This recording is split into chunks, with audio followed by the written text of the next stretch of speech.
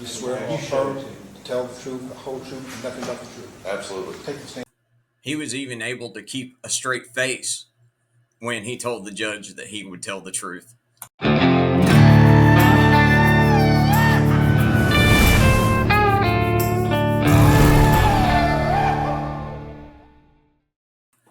Good morning, Roughnecks. I hope all of you had a fantastic holiday. Good, safe, fun.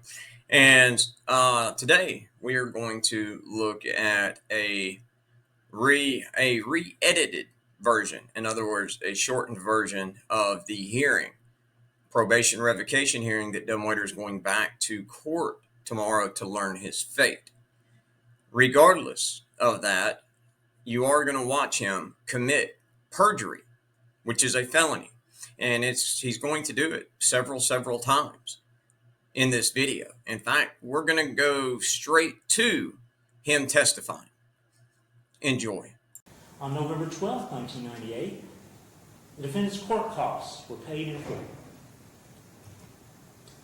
August 16, 1999, the court heard our office's motion to revoke probation for not complying.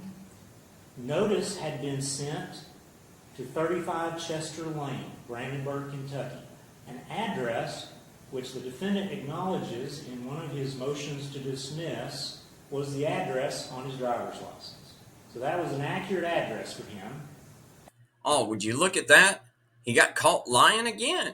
At some point, and that's where notice was sent, not to this Morgan Street address that they claim is bogus. And then the court revoked his probation because he did not appear, issued a bench warrant. January 3rd, 2023, he was served with that bench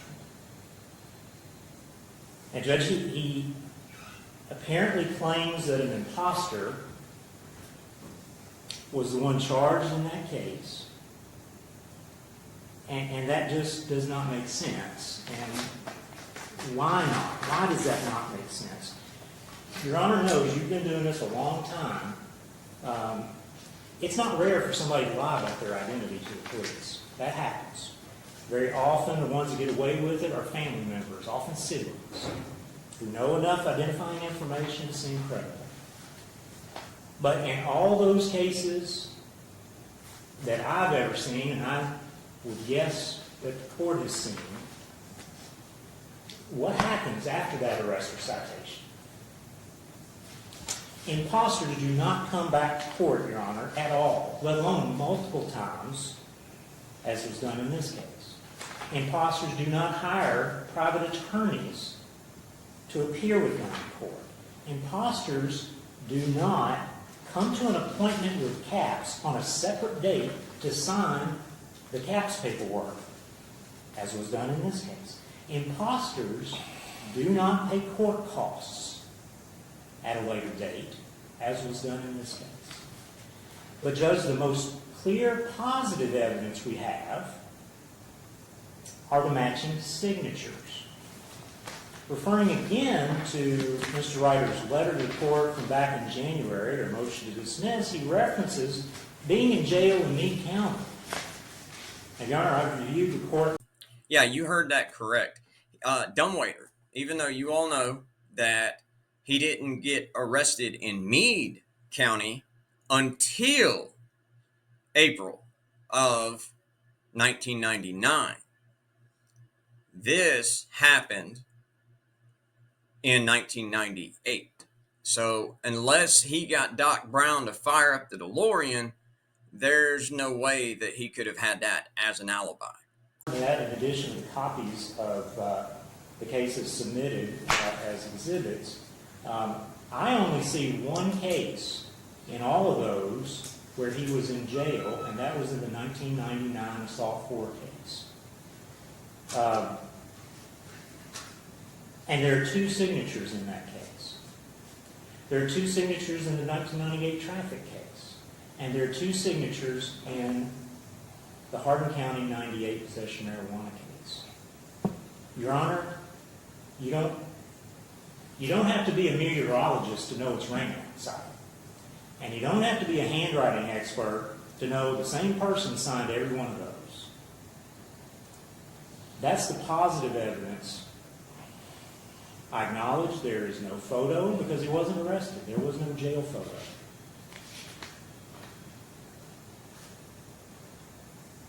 But I believe, based on the burden of proof in a revocation case being beyond by preponderance of evidence, that there is ample evidence for this court to make a decision that he is the person and that he was in violation, just like Judge Coleman already found, and to sentence him accordingly.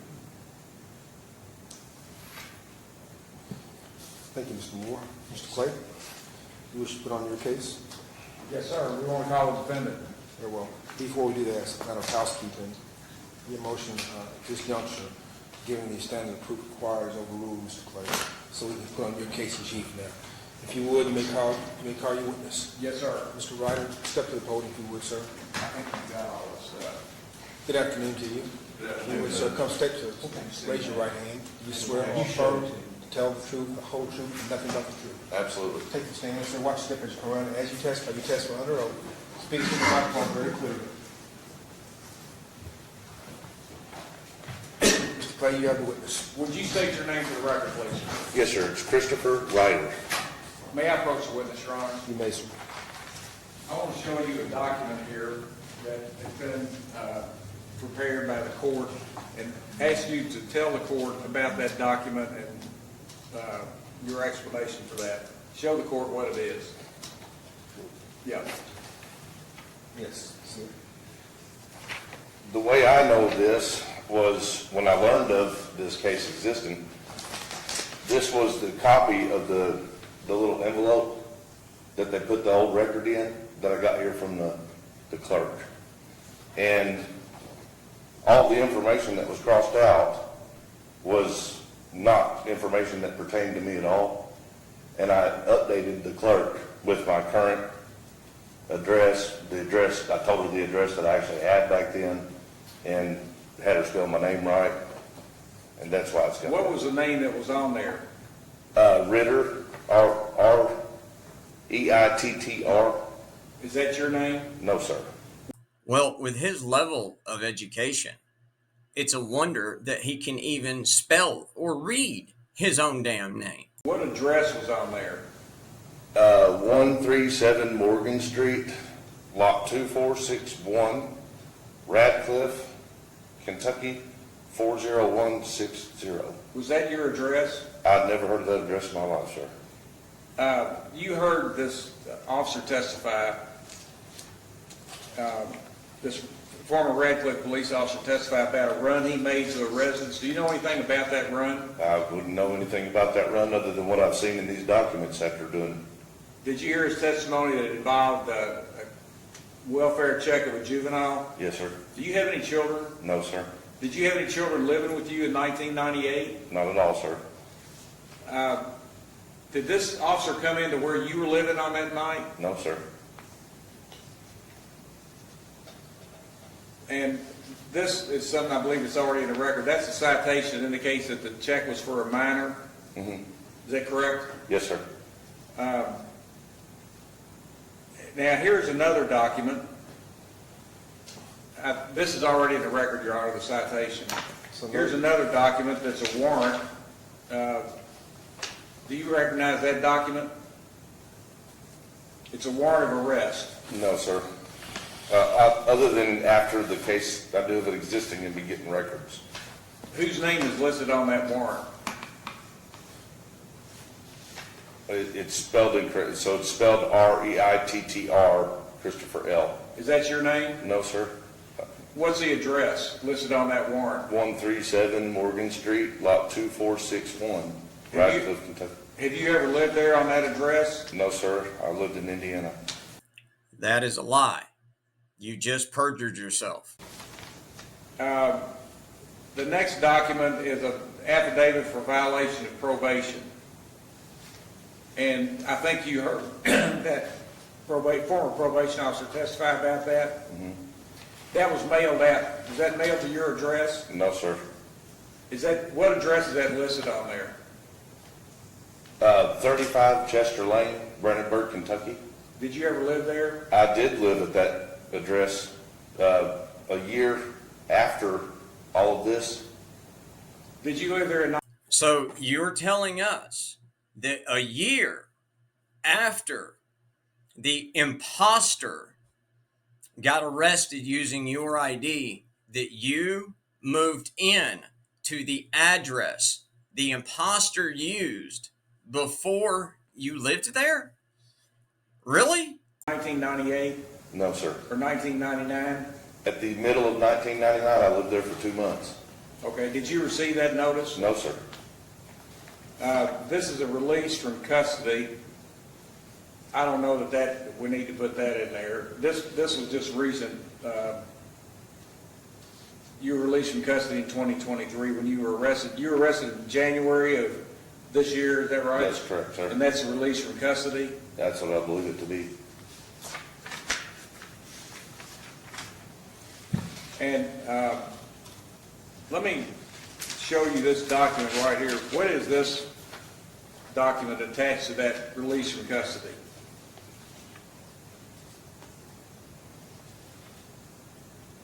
It would appear that this would be a summary of any type of record. A coordinate document. You probably don't know what coordinate is. I'm not very, Okay, let me have that back. I'm sorry.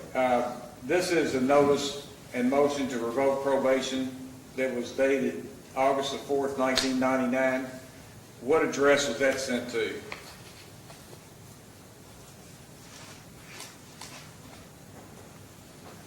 I don't see an address. Oh, it says 35 Chester Lane, Brandenburg, Kentucky. Were you living there then? What is the date on this? 1999. I'd need to know what month. 4th day of August. I do not believe so. Why did you try to qualify your answer? Why not answer yes or no? Why try to have a way out so that when you get caught lying like you have, you can go, well, I didn't say yes. Okay. 25 years is a long time. This is the terms and conditions of probation. And is that name on there listed as defendant, is that spelled correctly? It's spelled R-E-I-T-T-R. Is that your name? No, sir.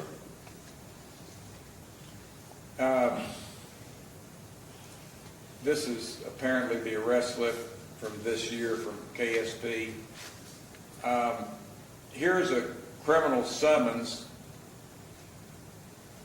that was sent to you, or I say sent to you, it was sent out. Is this the same? No, that's a different one. All right, read to the court the name of the individual there and the address. R-E-I-T-T-R, Christopher L., 137 Morgan Street, Lot 2461, Radcliffe, Kentucky, 40160. What's the date on that? Right here.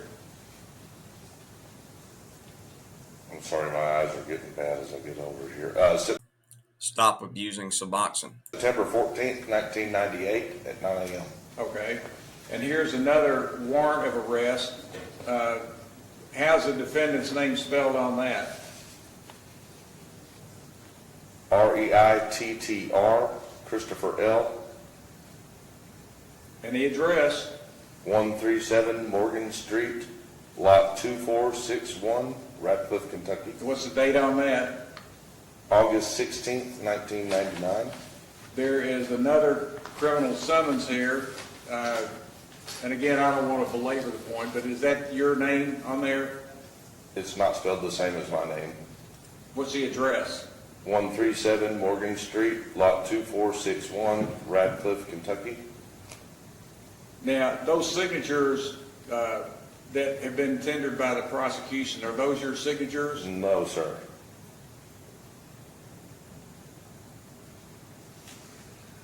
When you found out that this run to this address, wherever it was based on a complaint involving a juvenile, did you take steps to find out if the cabinet had any records of a welfare check in your name? Absolutely. I want to show you these documents here, and I think the Commonwealth indicated they had no objection to them, Your Honor. So these are, I'll point out that I don't believe you're certified, but that's fine, Judge, no objection. So moved. okay.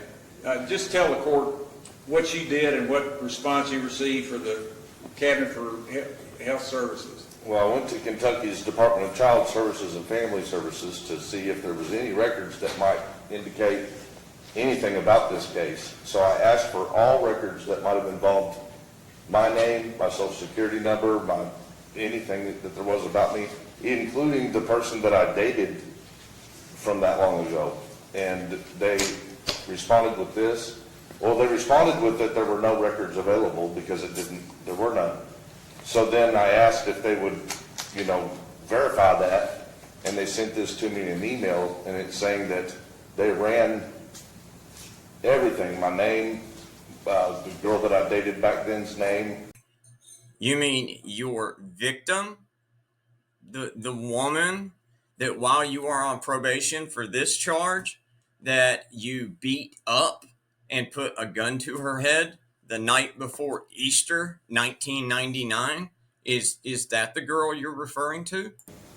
Date of births, social security numbers, and that they were unable to find any files through the Kentucky Department and Library of Archives involving me. Did that search they did include the historical files? That's what it says here. We'll read that for the record, if you can. You want me to hold it back for you a little bit? So I'm telling you, my eyes are getting that. Just take your. let me read it. I'm sorry if I read it, Your Honor. You may. The Department for Community-Based Services, DCBS, Record Management Branch, RMB, has received your request for records. Please be advised that we were unable to locate any records after searching by your name, last, first, date of birth, and/or social security number, or by searching for the parameters of the alleged victim you named Alexis Garcia. We are also unable to locate any historical files for you at the Kentucky Department for Library and Archives. If you have any questions, please call. And did you receive that on or about October the 12th of this year? Yes, sir. Was there another letter that they sent you on the same date that indicated they had no records that they could tie you to any incident involving what was alleged in that criminal complaint? Yes, sir, that's correct. And then there was another letter, they saying they were gathering information here. So, Judge, I would like to tender these documents, and do I miss anything? Don't think so. Any I objections? have no further questions. Have you had a chance to review those I documents? glanced at them briefly, Judge, and I guess my only If you would explain, publish them to Mr. Moore before you go into the record. If you could so publish them, Mr. Moore, so you can go on the record. Sure. Judge, my only objection, I guess. These were not, let me show you the ones that we moved. Oh, I see. All the ones that you're moving to introduce into the record. And after you've had a chance to review them, see if you have an objection. If so, what that objection would be. Yes, sir.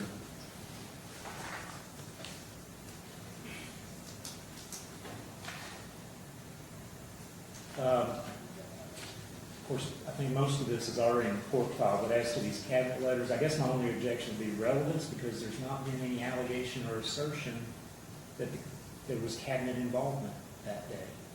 The officer testified they could have got a welfare check request from a variety of sources. He doesn't know. So I'll note that's that. fine. I'll note that for the record. Yes, sir. May I approach, Your Honor? You may. That's all I have. Mr. Moore, you have the witness. Thank you, sir. Sir, what's your date?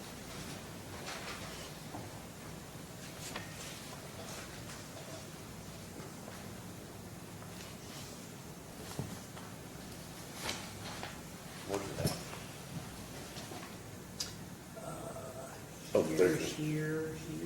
okay. Can you read it, Mr. Wright?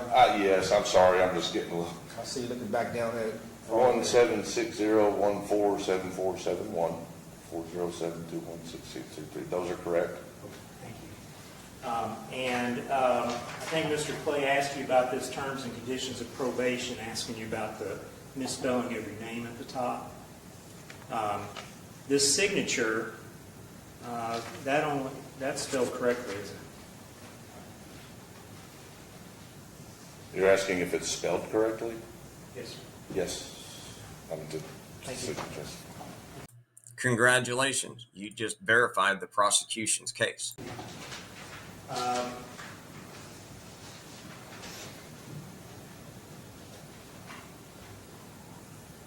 You were charged with assault, fourth-degree domestic violence in Brandenburg or Meade County in 1999. Is that correct? Yes, in 1999. Let's listen to that again, because you all have heard him up in arms over calling him a domestic batterer. Listen to this one more time. You were charged with assault, fourth-degree domestic violence in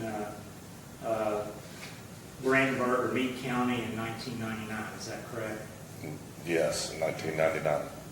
I guess you just lie about beating up Miss Georgette when you're e-begging for people to fund your lifestyle, huh? You were arrested for that. Is that correct? That is correct. Okay. I don't recall the actual charges. Sure. Judge Matt, it's the exhibit there. If you don't recall the charges, why did you just confirm the charges when the prosecutor asked you about them? When you reference, is that what you reference? Yes, sir.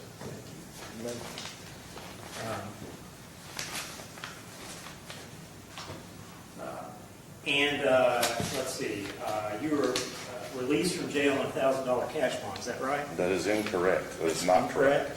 Okay. Right. Okay. So, when the judge sentenced you and gave you another warning to stay away from Miss Georgette at all times, you did not argue with the judge in 1999 about how much money out of your $1,000 cash bond you would be getting back. Is that the bond paperwork that you signed in 1999? Yes, I have been questioning this paperwork. Okay. So I didn't know. The answer is no, I did not sign it. That does not look like my signature. No, I did not sign it. That does not look like my signature. This is where I will recommend you go watch the Dummy Kruger videos that he did on this, because he did a fantastic job with them. He may not love Wrangler like some of y'all do, and that's okay. But just from one channel owner to another one, he did a great job, and he proved Dumbwaiter is right this second in this video committing perjury. Okay. Okay. So you acknowledge the case, the charge, but you deny signing paperwork to get out of jail. Well, I didn't get out of jail. Not until after the final hearing. I didn't bond. And again, if you didn't bond out, how is it you only spent one night in jail when your case was not adjudicated for what, another 8-9 days? Explain that one to me. And I don't remember the charges. Oh, that's okay. Allow me to help you. You were charged with assault, fourth-degree domestic violence in Brandenburg or Meade County in 1999. Is that correct? Yes, in 1999. So I can't verify those either. I'm sorry. Okay.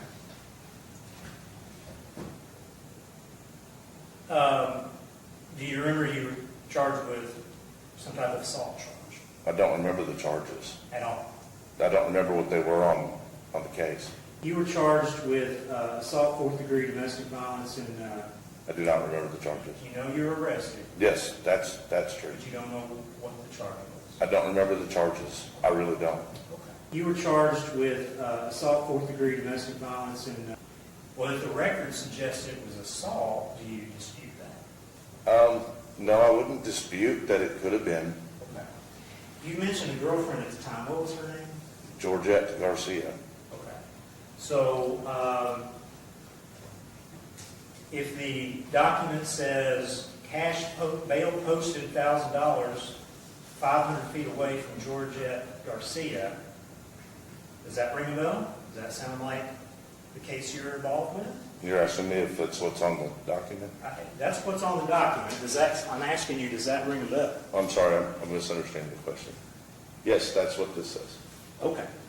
Do you recall that from that case? From the case? Yeah. Yes. So when I left court, I agreed to have no contact with her.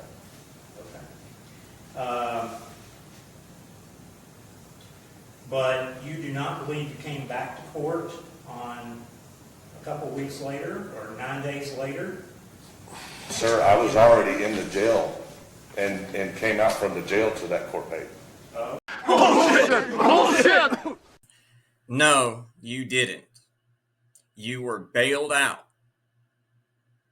That's done deal.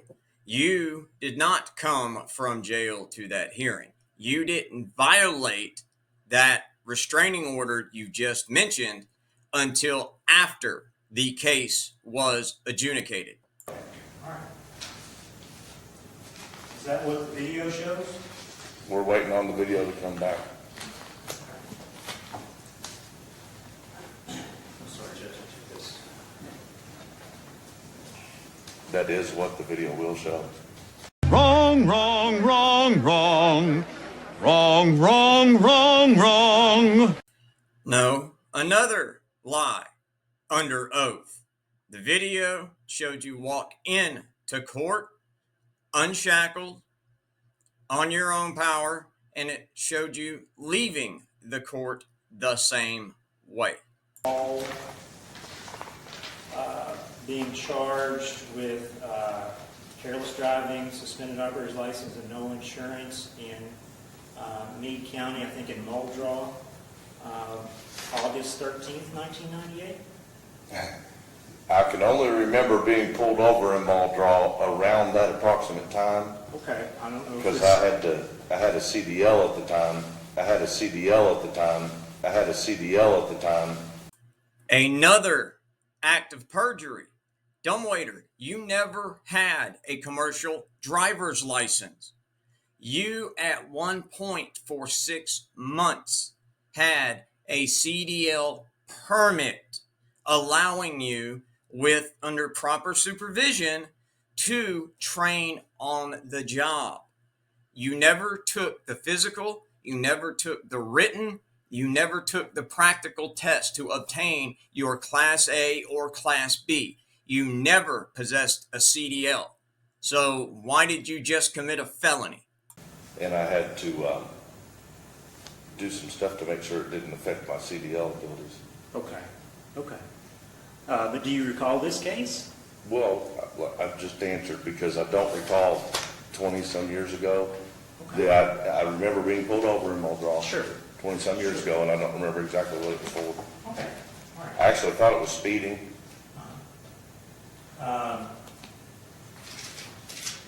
Who lives at 246 Lee Way? I have no clue.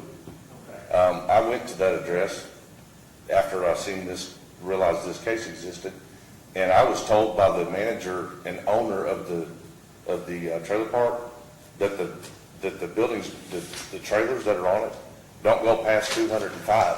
So there's no way either one of those two numbers. That's what I was told by the owner. Again, another lie. And I hate to keep doing it, but watch the Dummy Kruger videos because it proves that he just right there committed another act of perjury. Okay, well, but that 246 Lee Way address, I've was never that heard your of it. address? No, I've never. I lived in Indiana. Do you have any explanation as why there's an insurance card with that address and your name on it? That is my ex-girlfriend's name right there. And that's also your name, right? Well, I didn't have insurance with her. I wasn't married to her. Okay. No, that's because she went and married a real man who raised her daughter. that wasn't a domestic abusing piece of shit like you. But that's your name, and that's an address that you say you were never at, correct? I'm sorry, can I see that again, please? Just because I've never seen this, and I wouldn't understand why she would have insurance and have my name on her driver's insurance. Because you lived together, you freaking crackhead.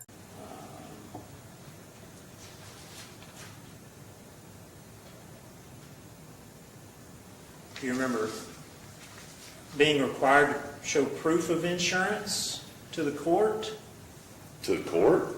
as on an order of probation? Can I see it? That's it, right Okay. there.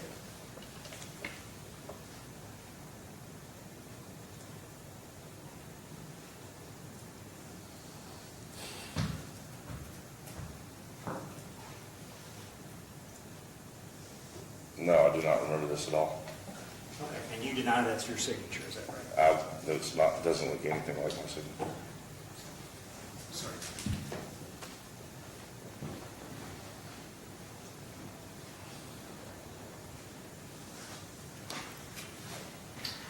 Judge, I don't have any other questions. Mr. Clay, Nothing, sir. is that your case? Yes, sir. Sir, you step down.